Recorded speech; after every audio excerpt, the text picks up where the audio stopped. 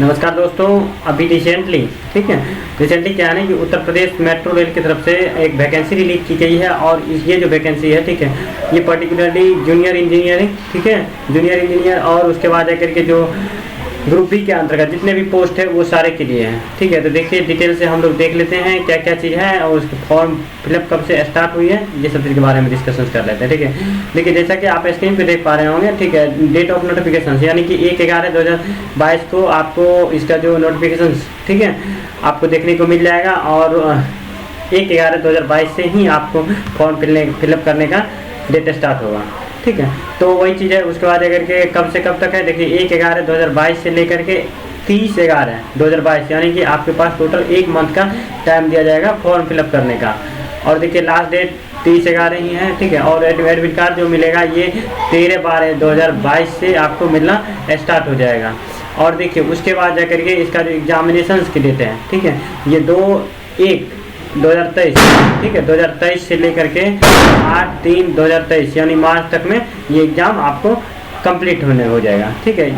ये है सीबीटी का एग्ज़ाम पर, ठीक है। अब चलिए देखिए क्या क्या है पोस्ट, ठीक है, उसके बारे में देख लेते हैं, ठीक है। जब हम पोस्ट की बात करते हैं तो इसमें जो पोस्ट मेंशन है तो देखिए क्या क्या है। टोटल मिला करके जो पोस्ट है, पहला है असिस्टेंट मैनेजर, ठीक है, असिस्टेंट मैनेजर सिविल, ठीक है, जो सिविल इंजीनियरिंग से किए हैं, ठीक है, तो उसके लिए है। देखिए इसके लिए क्वालिफिकेशन क्या है, BE BTech सिविल इंजीनियरिंग से हो या इक्विवेलेंट कोई भी डिग्री हो, यानी कि BTech सिविल इंजीनियरिंग से इक्विवेलेंट होना चाहिए, ठीक है।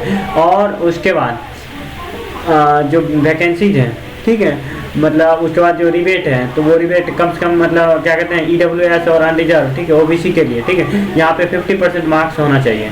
और इसका जो एज लिमिट है 21 से लेके 28 ईयर्स होना चाहिए, ठीक है। तो ये चीज़ है। और उसके बाद जाकर के आप देखिए सेकेंड वन जो है, जब नेक्स्ट पोस्ट की बात करते हैं तो नेक्स्ट पोस्ट जो है ये है असिस्टेंट मैनेजर, ठीक है। किसके लिए? ये इलेक्ट्रिकल इंजीनियर के लिए है, ठीक है। तो इलेक्ट्रिकल इंजीनियर के लिए है तो इसके लिए देखिए क्या है कि टोटल मिला करके देखिए यहाँ पे 8 पोस्ट हैं और सबका है अलग अलग, ठीक है। उसके बाद देखकर कि एजुकेशन क्वालिफिकेशन यहाँ की बात करते हैं तो वही BTech होना चाहिए, इलेक्ट्रिकल या इलेक्ट्रॉनिक्स से, ठीक है। और उसके बाद जाकर के या गवर्नमेंट कोई भी मतलब यूनिवर्सिटी से रिकॉग्नाइज होना चाहिए। एज क्राइटेरिया वही है 21 से लेके 28 साल तक। उसके बाद फिर देखिए हम लोग देखते हैं नेक्स्ट में है असिस्टेंट मैनेजर, ठीक है, असिस्टेंट मैनेजर है, ठीक है। तो इसमें क्या है ना कि मिनिमम जो होना चाहिए BE BTech होना चाहिए, ठीक है। किसमें? तो इलेक्ट्रॉनिक्स या इलेक्ट्रॉनिक कम्युनिकेशंस में या उससे कोई इक्विवेलेंट होना चाहिए 60% मार्क्स के साथ। अब देखिए इसका जो एज लिमिट है वो 21 से 28 साल तक है। अब देखिए अकाउंटेंट के बारे में बात किया गया है, यहाँ पे अकाउंटेंट की बात करते हैं तो इसके लिए टोटल 1 पोस्ट है, ठीक है। इसमें जो है CA होना चाहिए किसी भी यूनिवर्सिटी से, चार्टर्ड अकाउंट किया हुआ ना, तो इंडिविजुअल है। 28 साल तक मिनिमम एज है, ठीक है, मैक्सिमम एज है, ठीक है, और मिनिमम है 28 ईयर्स।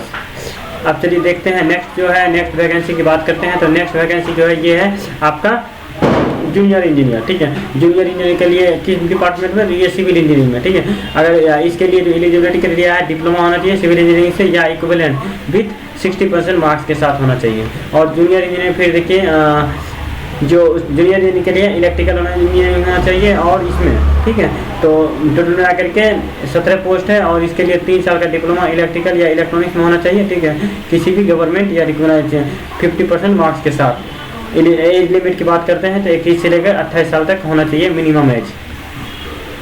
अब देखिए नेक्स्ट जो है नेक्स्ट की बात करते हैं तो ये जो है आपका जूनियर इंजीनियर किस डिपार्टमेंट में? तो इलेक्ट्रॉनिक्स में।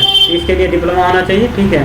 तो उस डिप्लोमा होना चाहिए किस ब्रांच में? तो इलेक्ट्रॉनिक्स या इलेक्ट्रॉनिक्स कम्युनिकेशंस में। और उसके बाद एज लिमिट वही है 21 से लेकर 28 साल तक। अब देखिए अकाउंटेंट असिस्टेंट की बात करते हैं तो टोटल 2 पोस्ट है और इसमें जो होना चाहिए BCom होना चाहिए 3 साल का कोर्स, ठीक है, ग्रेजुएट होना चाहिए, ठीक है, तो एलिजिबल है। इसके लिए मिनिमम एज आना चाहिए 21 और मैक्सिमम 28 साल तक होना चाहिए। अब देखिए ऑफिस असिस्टेंट यानी कि HR के लिए जो है HR के लिए मिनिमम टोटल मिला के 1 पोस्ट है, इसके लिए और 3 या 4 साल का ग्रेजुएशन होना चाहिए किसी भी डिसिप्लिन में, ठीक है, तो ही एलिजिबल है। अब देखिए ये सब चीज़ था सारा डिस्क्रिप्शन। अब हम लोग बात करते हैं, ये था सारा डिटेल्स, ठीक है, जिसमें कि आपको प्रत्येक पोस्ट के बारे में बताया गया और उसके बाद लेकर के एज लिमिट से लेकर के आपका एलिजिबिलिटी क्राइटेरिया बताया गया। अब देखिए यहाँ पे सिलेक्शन के प्रोसेस की बात कर लेते हैं, जो सिलेक्शन का प्रोसेस है, ठीक है। तो सिलेक्शन का प्रोसेस की बात करते हैं तो इसमें जो है, ठीक है, सिलेक्शन के प्रोसेस की बात करते हैं तो देखिए यहाँ पे, ठीक है, जो असिस्टेंट मैनेजर है, ठीक है, इलेक्ट्रिकल, सबके लिए अलग अलग बताया गया है, ठीक है। तो यहाँ पे क्या है ना कि जब सिलेक्शन प्रोसेस की बात करते हैं, देखिए इसमें जो है रिटन टेस्ट के एग्जामिनेशंस के अकॉर्डिंग होगा और उसमें जो होगा ऑब्जेक्टिव टाइप का क्वेश्चंस प्रोवाइड किए जाएंगे और उसके बाद आकर के टोटल मिला करके आपको 140 क्वेश्चंस होंगे, ठीक है। और प्रत्येक, ठीक है, प्रत्येक के लिए आपको क्या कहते हैं उसको, टोटल मिलाकर प्रत्येक क्वेश्चन 1 मार्क्स के होंगे, ठीक है। और उसके बाद जाकर के जो निगेटिव मार्किंग है उसके लिए 1/3, ठीक है, यानी कि 3 गलत पे 1 सही को भी गलत माना जाएगा, ठीक है। आपके पास 2 घंटे का टाइम दिया जाएगा। उसके बाद जाकर के ये जो एग्जामिनेशन होगा, ठीक है, तो प्रत्येक का सेंटर जो है यहाँ पे मेंशन है कहाँ सेंटर होने वाले हैं आपके, ठीक है। तो इसमें देखिए सेंटर बताया गया है कि आपका जो कंप्यूटर बेस्ड टेस्ट होगा कानपुर होगा, लखनऊ होगा, प्रयागराज, यानी कि यूपी के क्षेत्र में होगा, ठीक है, जो भी यूपी के एरिया में, ठीक है, टेरिटरी में जो स्टेट है उसके अंतर्गत होगा, ठीक है। तो अब देखिए यहाँ पे जब हम फॉर्म अप्लाई करने की बात करते हैं तो अप्लाई करने का फॉर्म के बारे में यहाँ पे देखिए, यहाँ पे जब आप फॉर्म अप्लाई करने की बात करते हैं तो देखिए यहाँ पे, हाँ देखिए, जब अप्लाई करने के लिए है तो आपको इस लिंक पे जाना है, ठीक है। अभी नहीं जाना है, 1 नवंबर से फॉर्म फिलअप करने का डेट स्टार्ट होने वाला है, ठीक है। और जाकर यहाँ पे जाइएगा, उसके बाद जाकर के सारा चीज़ यहाँ पे बताया गया है कि आपको पासपोर्ट साइज का फोटो चाहिए, ठीक है। उसके बाद सिग्नेचर स्कैन करके आपको जरूरत है जो रिसेंटली जो फॉर्म फिलअप करने में लगते हैं, ठीक है। तो उसके बाद जाकर के पेमेंट का है तो ऑनलाइन मोड में पेमेंट करना होगा। पेमेंट की बात करते हैं तो 590 रुपीज़ जो अनरिजर्व प्लस अदर स्टेट्स हैं, ठीक है। ओबीसी के लिए भी यही फी स्ट्रक्चर्स है और जब हम SC ST की बात करते हैं तो उसके लिए जो फी रखा गया है वो फी रखा गया है 250 रुपये, ठीक है।